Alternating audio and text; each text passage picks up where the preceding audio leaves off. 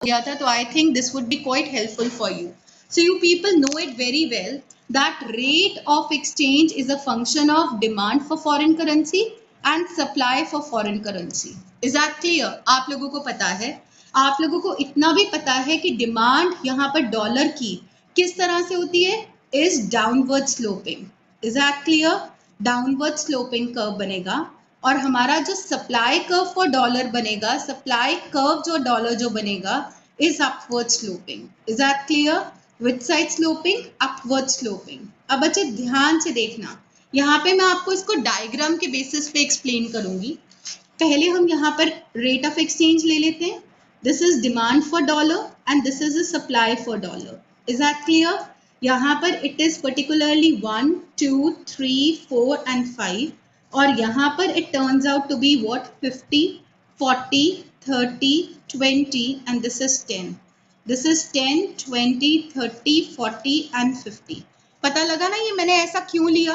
क्योंकि जो rate of exchange और डिमांड है आस्था वो कैसे रिलेटेड है? Negatively related. Is that clear? और रेट ऑफ एक्सचेंज और सप्लाई जो है वो कैसे रिलेटेड है? Positively related. Is that clear? तो बच्चे यहाँ पर अब मैं एक कर्व बनाने वाली हूँ जो कि एक्सप्लेन करेगा कि किस तरह से equilibrium rate of exchange determine होता है. Is that clear? Point of origin ये रेट ऑफ एक्सचेंज आ गया, यहाँ पर आपके पास डिमांड फॉर डॉलर आ गया एंड सप्लाई फॉर डॉलर आ गया. Is that clear? नाउ बच्चे जस्ट ट्राई टू अंडरस्टैंड. मेरा demand for dollar which side sloping? Downward sloping. Is that clear? मेरा सप्लाई फॉर डॉलर किस side sloping? Upward sloping. What happens? They meet at a point और इस point को हम equilibrium बोलते हैं. क्या बोलते हैं? इक्विलिब्रियम. दिस मीन्स यहाँ पर जो मेरा इक्विलिब्रियम डिसाइड हो गया ना, that is what? This point. Is that clear? यहाँ पे डॉलर की कीमत कितनी है? 3. क्वांटिटी डिमांडेड और सप्लाइड कितनी हो गई? 30. और ये क्या कहलाया? Equilibrium rate of exchange. Is that clear? इसी को आप लोग पार रेट ऑफ एक्सचेंज बोलते हो और इसी रेट को आप लोग फ्री रेट ऑफ एक्सचेंज भी बोलते हो. क्या बोलते हो? Free rate of exchange. क्या आप लोगों को ये कॉन्सेप्ट सबको समझ आ गया? yes or no? is this point perfectly clear to you everybody? okay, so क्या आपको पता चल गया how do you determine the equilibrium rate of exchange? so ये हमारा equilibrium rate of exchange आ गया. ध्यान से देखो, यहाँ पे स्केड्यूल के बेसिस पे ही क्लियर हो गया कि यहाँ पे demand for dollar is equal to supply for dollar. ना तो डॉलर की एक्सेस डिमांड है यहाँ पे, ना डॉलर की एक्सेस सप्लाई है. Is that clear? उल्टा ये सारे डॉलर के नाम हो गए जो इक्विलिब्रियम रेट के नाम है. Is that clear? यहाँ पे no excess demand. Is that clear? No excess supply. Is that clear? किसका? डॉलर का. ये इक्विलिब्रियम रेट आ गया. अब अच्छे एक और डायग्राम बताऊंगी कि अगर तो एक्सेस डिमांड है या एक्सेस सप्लाई है तो आपने दोबारा से इक्विलिब्रियम पे कैसे आना है. याद करो, मैंने उस दिन आप लोगों को ये सारा कॉन्सेप्ट एक्सप्लेन किया था. आई am just explaining it from here और फिर मैं डायग्राम के थ्रू एक्सप्लेन करूंगी. यहाँ पर देखो, मैंने आपको उस दिन बताया था ये तो इक्विलिब्रियम रेट हो गया जहाँ पे demand for dollar is equal to supply for dollar. Is that clear? अगर हमारा रेट ऑफ एक्सचेंज मतलब हमारा जो मार्केट रेट है वो इक्विलिब्रियम रेट से कम है, सपोज करो 1 या 2 है, इतने सस्ते रेट पे इंडिया तो डिमांड करने के लिए तैयार है, बट इतने सस्ते रेट पे अमेरिका कभी भी सप्लाई नहीं करेगी. Is that clear? पता है क्यों नहीं सप्लाई कर रही? क्योंकि अमेरिका को प्रॉफिट ही नहीं हो रहा है. Is that clear? जबकि इंडिया बहुत ज्यादा डॉलर डिमांड कर रही है. आपको पता है क्या प्रॉब्लम आ जाएगी? डिमांड ज्यादा हो जाएगी, सप्लाई कम हो जाएगी, जिससे एक्सेस डिमांड ऑफ डॉलर हो जाएगी, जिसके कारण से शॉर्टेजेस हो जाएंगे. और इस सिचुएशन को ओवरकम करने के लिए पता है आपको क्या करना पड़ेगा? हमारे को दोबारा इक्विलिब्रियम तक आना पड़ेगा. और इक्विलिब्रियम तक आने के लिए हमें पता है क्या करना है? Create a supply. जो चीज कम होती है ना उसको क्रिएट कर दो. सप्लाई कैसे क्रिएट होगी? बच्चे ध्यान से देखना. ये देखो, 40 से आप 30 की तरफ जाओगे. This is known as what? Contraction of demand. Demand का कम होना और सप्लाई को बढ़ाएंगे, जिससे कि हम लोग कहां तक पहुंच जाएंगे? इक्विलिब्रियम तक. Is that clear? ध्यान से देखना. एक्सेस डिमांड थी, तो एक्सेस डिमांड के कारण से एक्सटेंशन किसका करना पड़ा? सप्लाई का। एक्सटेंशन सप्लाई का कैसे हुआ? जब प्राइस बढ़ता है तो क्वांटिटी सप्लाइड भी बढ़ती है। प्राइस अब 2 से बढ़कर कहाँ पर आ गया? 3 तक आ गया, तो क्वांटिटी भी 20 यूनिट से बढ़कर कितने यूनिट्स तक आ गई? 30 यूनिट्स तक। और हम कहाँ पे पहुंच गए? इक्विलिब्रियम रेट पे। साथ ही हमें क्या करना पड़ा बच्चे? यहाँ पे ध्यान से देखना, कॉन्ट्रैक्शन ऑफ डिमांड। प्राइस बढ़ने के कारण से आपको पता है डिमांड कम हो जाता है। प्राइस पहले 2 था, अब 2 से बढ़कर 3 हो गया, तो क्वांटिटी जो 2 पे ज्यादा थी 40 थी, अब वो घटकर कितनी आ जाएगी? 30। याद रखना हमें 30 पे पहुंचना है, जो कि हमारा इक्विलिब्रियम रेट है। Is that clear? Hence excess demand की सिचुएशन ओवरकम हो गई और हम दोबारा से कहां पे आ गए? इक्विलिब्रियम पे आ गए। क्या सबको ये चीज समझ आ गई? Should I repeat it once again?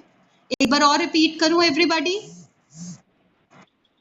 Okay, अब ध्यान से देखना बेटा, आपका पास क्या सिचुएशन थी ये टेबल के बेसिस पे देखना। हमारा इक्विलिब्रियम कहाँ पे बन रहा है? 30 is equal to 30, equilibrium rate 3 आ रहा है। अगर हमारा मार्केट रेट 1 या 2 है, 2 मान के चलो, तो इतने पे, इतने कम रेट के ऊपर इंडिया तो डॉलर की डिमांड बहुत ज्यादा कर रहा है। कितने यूनिट्स कर रहा है? 40। लेकिन अमेरिका इतने कम रेट पे सप्लाई नहीं कर रहा, वो सिर्फ 20 यूनिट सप्लाई कर रहा है डॉलर के। आपको पता है क्यों? क्योंकि अमेरिका के लिए ये प्रॉफिटेबल ही नहीं है। तो इतना ज्यादा इंडिया की डिमांड डॉलर की बढ़ जाएगी, leading to what? Excess demand of dollar. और एक्सेस डिमांड ऑफ डॉलर के कारण से क्या आ जाएगा बच्चे? शॉर्टेजेस आ जाएगी। Is that clear? शॉर्टेजेस आपको पता है आपको खत्म करनी है। शॉर्टेजेस को ओवरकम करने के लिए क्या करना पड़ेगा? Create a supply. और सप्लाई कैसे क्रिएट होगी? जब आप प्राइस को दोबारा से 2 से कहां तक लेकर आओगे? 3 तक लेकर आओगे, जो कि इक्विलिब्रियम था। Is that clear? याद रखना हर सिचुएशन में इक्विलिब्रियम तक ही पहुंचना होता है। तो यहाँ पर हमारे को कैसे इक्विलिब्रियम पर आएंगे? इसके लिए 2 स्टेप्स होते हैं, हमेशा याद रखना। जो चीज कम थी उसको बढ़ा दो और जो चीज ज्यादा थी उसको घटा दो। जिसको बढ़ाया उसको बोलते हैं एक्सटेंशन ऑफ सप्लाई, और जिसको घटाया उसको क्या बोलेंगे? Contraction of demand. Is that clear? ये प्रोसेस तब तक करेंगे जब तक कि हम इक्विलिब्रियम तक नहीं आ जाते। अब देखो ये मैंने कैसे किया था आप लोगों के लिए। एक्सेस डिमांड थी, एक्सेस डिमांड का मतलब क्या हो गया? शॉर्टेजेस थे। शॉर्टेजेस को खत्म करने के लिए हमें क्या करना था? प्राइस को दोबारा से इंक्रीज करना था from 2 to 3। Is that clear? 2 से 3 तक आना था। तो इसके लिए एक स्टेप क्या था? Extension of supply. Extension of supply, अब ध्यान से देखना, जब प्राइस 2 था तो आप कितने यूनिट्स कंज्यूम कर रहे थे? 20। अब प्राइस 3 हो गया तो अब आप कितने सप्लाई कर रहे हो यहाँ पर? 30। समझ आ गया? तो एक्सटेंशन किसका हो गया यहाँ पे? सप्लाई का हो गया। अब देखो कॉन्ट्रैक्शन साथ में ही किसका होता है? डिमांड का। जब प्राइस 2 थी तो हम लोग कितने डॉलर के डिमांड कर रहे थे? 40 यूनिट्स, बहुत ज्यादा डिमांड कर रहे थे क्योंकि बड़ा सस्ता था। अब प्राइस को दोबारा से इक्विलिब्रियम 3 रेट पे लेकर आना है, तो 40 से हम लोग कितना डिमांड करेंगे? 30। क्योंकि रेट हाई हो गया, अब हम लोग कम डिमांड कर देंगे, तो यहाँ पे क्या हो जाएगा? Contraction of demand. Is that clear? समझ आ गया ये चीज? डिमांड कॉन्ट्रैक्ट तभी होती है जब प्राइस बढ़ती है और क्वांटिटी डिमांडेड कम हो जाती है। और एक्सटेंशन कब होती है सप्लाई की? जब प्राइस के बढ़ने से क्वांटिटी भी सप्लाई ज्यादा हो जाएगी। Is that clear? समझ आ गया ये पॉइंट या नहीं आया? Akshay? Okay, let's try to understand. तो अब हम इस पोर्शन को पहले डायग्राम के थ्रू देखते हैं, फिर मैं आपको इसका दूसरा सेक्शन करवाऊंगी। और बच्चे इसके डायग्राम को बनाने का एक नया तरीका है, I am just going to tell it to you. बस ध्यान से देखना ये डायग्राम को बनाने का तरीका। It is Y axis, it is X axis, it is your point of origin. यहाँ पर मैंने एक बॉक्स डायग्राम ले लेनी है। Is that clear? मैंने 2 लाइन्स लगा ली, मेरे को एक स्क्वायर चाहिए और मैंने एक स्क्वायर बना लिया। Is that clear? This is a square I have made. This is A, this is B point, this is my C point and this is my D point. Clear? Now, अब मैं यहाँ पर इनकी opposite sides को join कर दूंगी। जब मैंने opposite sides को join की, ये मेरा supply curve आ गया। और यहाँ पर इन पॉइंट्स को ज्वाइन कर कर मेरे पास कौन सा कर्व आ गया, डी डिमांड कर्व आ गया. Is that clear? This E is nothing but it is a point of equilibrium point. यहाँ पे $1 is equal to 3. Is that clear? Equilibrium quantity कितनी आ गई, OQ, जिसको हम 30 यूनिट्स बोल रहे हैं. Is that clear? अब यहाँ पर देखो डॉलर की कीमत कम है. अभी $1 जो मार्केट में है वो 2 का है. इतने कम रेट पे ध्यान देना, अमेरिका सप्लाई करेगा क्या ज्यादा? बिल्कुल भी नहीं करेगा. अमेरिका सप्लाई सिर्फ OQ 1 यूनिट्स कर रहा है, जबकि इंडिया इतने कम रेट पे डिमांड OQ 2 यूनिट्स कर रहा है. तो यहाँ पे ये CD अमाउंट से क्या आ गया, एक्सेस डिमांड आ गई. क्या आ गई? Access demand. Is that clear? Excess demand को आप लोग क्या कहोगे? It is the shortages. क्यों शॉर्टेजेस आ गए? क्योंकि डिमांड फॉर डॉलर ज्यादा है और सप्लाई फॉर डॉलर कम है. अमेरिका के लिए प्रॉफिटेबल ही नहीं था. अब इस सिचुएशन को करेक्ट करना है. ये सिचुएशन कैसे करेक्ट होगी? मैंने आपको बताया था ना, जो चीज कम है उसको क्या करना पड़ता है, क्रिएट करना पड़ता है. तो यहाँ पे क्या चीज कम है? सप्लाई कम है. आप क्या कहोगे? Create a supply. सप्लाई तब तक नहीं बढ़ेगी जब तक हम ये डॉलर का रेट दोबारा इक्विलिब्रियम तक नहीं बढ़ा देते, $2 से $3 नहीं कर देते. Is that clear? $1 is equal to 3 नहीं कर देते. तो जैसे ही आपने $1 किया, हमारे पास 2 स्टेप्स आए. याद आप लोगों को मैंने क्या कहा था आप लोगों को? Create a supply. सप्लाई को क्रिएट करने के लिए क्या करा था? Increase the price. Is that clear? From $1.2 to $1.3. अब इसके कारण से 2 चेन इफेक्ट आए. क्या था? एक्सटेंशन ऑफ सप्लाई और दूसरा क्या था? Contraction of demand. Clear? Extension of supply कैसे होगी बच्चे? एक्सटेंशन ऑफ सप्लाई होगी जब आप यहाँ C पॉइंट से कहाँ पे चले जाओगे? E पॉइंट तक. C to E point. Is that clear? Quantity increase कर जाएगी OQ1 to OQ, यहाँ तक इंक्रीज कर जाएगी. क्लियर? और कॉन्ट्रैक्शन ऑफ डिमांड कब होगा? जब हम डिमांड कर्व से D पॉइंट से दोबारा कहाँ पर आ जाएंगे? E पॉइंट तक. Is that clear? From D to E. और क्वांटिटी डिक्रीज कर जाएगी, ये क्वांटिटी इंक्रीज करेगी, यहाँ पे क्वांटिटी डिक्रीज कर जाएगी OQ2 से OQ तक.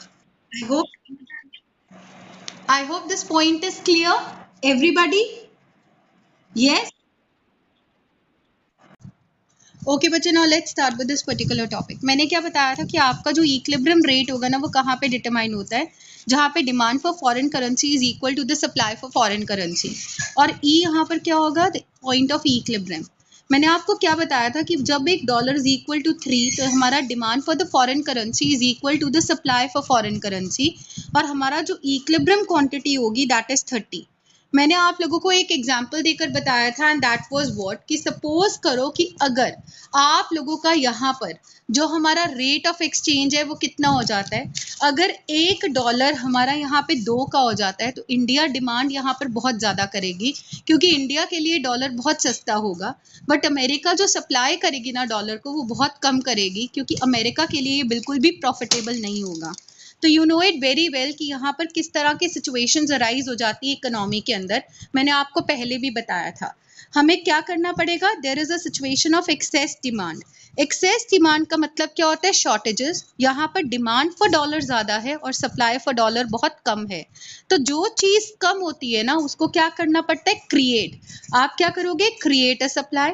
सप्लाई को क्रिएट करने के लिए आपको क्या करना पड़ेगा? Increase a price from $1.2 to $1.3. जो $1.2 था, इससे बढ़ाकर हमें $1 को 3 तक बढ़ाना पड़ेगा, till we reach the point of equilibrium. Is that clear? और इसको करने के लिए हमारे पास 2 चेन इफेक्ट निकल कर आएंगे. You know the chain effect ना? एक्सटेंशन किसका करोगे? सप्लाई का.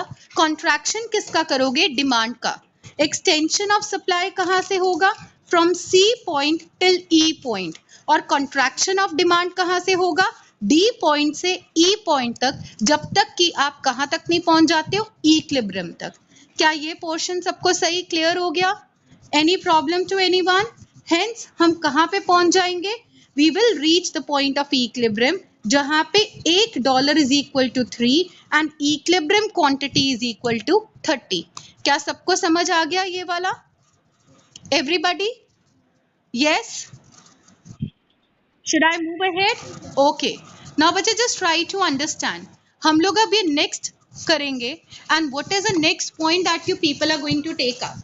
अब बच्चे ध्यान से देखना, अगर $1 की जो कीमत है वो $1 की कीमत 3 से बढ़कर 4 या 5 हो जाती है, तो आपको पता है बहुत हाई रेट है। इतने हाई रेट के अंदर अमेरिका तो सप्लाई करने के लिए तैयार है, पर इंडिया कभी भी डिमांड नहीं करेगा, क्योंकि इंडिया एक डिमांडिंग कंट्री है और कोई भी कंट्री जो डिमांड करता है वो हमेशा सस्ते रेट पे डिमांड करने की कोशिश करता है। तो मैंने आपको इसका भी पूरा प्रोसेस बताया था कि यहाँ पर डिमांड फॉर डॉलर क्या है, कम है, और सप्लाई फॉर डॉलर क्या है, बहुत ज़्यादा, क्योंकि कोई भी यहाँ पे डिमांड नहीं कर रहा और डॉलर की सप्लाई बहुत ज़्यादा हो रही है, जिसके कारण से यहाँ पर ओवर प्रोडक्शन ऑफ डॉलर हो जाएगा। क्या हो जाएगा बच्चे? Over production of dollar. Over production of dollar को खत्म करने के लिए आपको पता है क्या करना पड़ेगा? Create a demand. हमें डिमांड को क्रिएट करना पड़ेगा। और डिमांड फॉर डॉलर कैसे क्रिएट करेंगे? जब हम ये प्राइस जो ₹4 है उसको कम कर कर कितना कर दें, ₹3, ताकि लोग उसको डिमांड करना शुरू कर दें। Is that clear? It also calls for 2 cases यहाँ पर। एक क्या आ जाएगा? एक्सटेंशन। दूसरा क्या आ जाएगा? कॉन्ट्रैक्शन। यहाँ पे एक्सटेंशन किसका होगा? जो चीज को क्रिएट किया है उसका एक्सटेंशन, मतलब extension of demand and contraction of supply. ये देखो यहाँ पर 4 से जब हम 3 पे जाएंगे तो हमारी जो क्वांटिटी डिमांडेड है वो जो 4 के ऊपर तो 20 यूनिट्स थी, पर यहाँ पर 3 के ऊपर पहुंचते ही कितने यूनिट्स हो जाएगी? 30 यूनिट्स। हमारी डिमांड बढ़ जाएगी क्योंकि अब डॉलर का रेट बड़ा सस्ता हो गया है, तो हम ज़्यादा डिमांड करेंगे। ऐसे ही लेकिन अमेरिका का सप्लायर का व्यू पॉइंट देखो, अब जब ये रेट 4 से घटकर 3 रह जाएगा, 4 के ऊपर तो अमेरिका जो सप्लाई कर रहा था वो 40 यूनिट्स कर रहा था, लेकिन 3 के ऊपर अमेरिका सप्लाई कितना करेगा? 30 यूनिट्स। तो यहाँ पे क्या होगी? Contraction of supply. क्या आपको ये पॉइंट क्लियर हो गया सबको कि what is going to happen? अगर हमने इक्विलिब्रियम तक पहुंचना है तो हमारे को यहाँ पे ओवर प्रोडक्शन खत्म करनी है। ओवर प्रोडक्शन को खत्म करने के लिए हमें डिमांड को क्रिएट करना है। डिमांड को कैसे क्रिएट करोगे? जब आप इस इक्विलिब्रियम रेट को 4 से घटाकर दोबारा से 3 तक कर दोगे। तो it calls for extension of demand and contraction of supply to reach back to the point of equilibrium. सबको समझ आ गया? यहाँ पर ध्यान से देखो, एक्सटेंशन ऑफ डिमांड कैसे हुआ? एक्सटेंशन ऑफ डिमांड हुआ जब रेट ऑफ एक्सचेंज कम हो गया तो डिमांड फॉर डॉलर बढ़ गया। रेट ऑफ एक्सचेंज पहले 4 था तो क्वांटिटी आप कितनी डिमांड कर रहे थे? 20 यूनिट्स। लेकिन अब रेट ऑफ एक्सचेंज 3 हो गया, घट गया, तो क्वांटिटी कितनी डिमांड कर रहे हैं? 30 यूनिट्स। Is that clear? अब कॉन्ट्रैक्शन ऑफ सप्लाई देखते हैं। जब रेट ऑफ एक्सचेंज कम हुआ तो सप्लाई भी कम हो गया। पहले 4 था तो हम कितनी सप्लाई कर रहे थे? 40, लेकिन अब 3 है तो हम कितनी सप्लाई कर रहे हैं? 30। Is that clear? तो हमारी सप्लाई क्या कर गई? कॉन्ट्रैक्ट कर गई। Let's do it with the help of a diagram now. बच्चे when I take it up with the help of a diagram, please try to understand. अब यहाँ पर देखो, मेरा रेट ऑफ एक्सचेंज $1 से बढ़कर कहाँ पे हो गया है? मेरा रेट ऑफ एक्सचेंज $1 से बढ़कर it has particularly increased to how much? $1 is equal to यहाँ पर ₹5। Is that clear? बहुत बढ़ गया, राइट? इतने हाई रेट पे इंडिया तो डिमांड नहीं करेगा। ये देखो, डिमांड करेगा नहीं, सिर्फ डिमांड OQ1 यूनिट्स का है।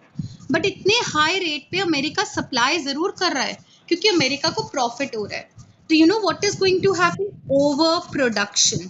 AB से यहाँ पे ओवर प्रोडक्शन हो गया क्योंकि डिमांड फॉर जो डॉलर है वो कम है और सप्लाई फॉर डॉलर यहाँ पे क्या है? ज्यादा है।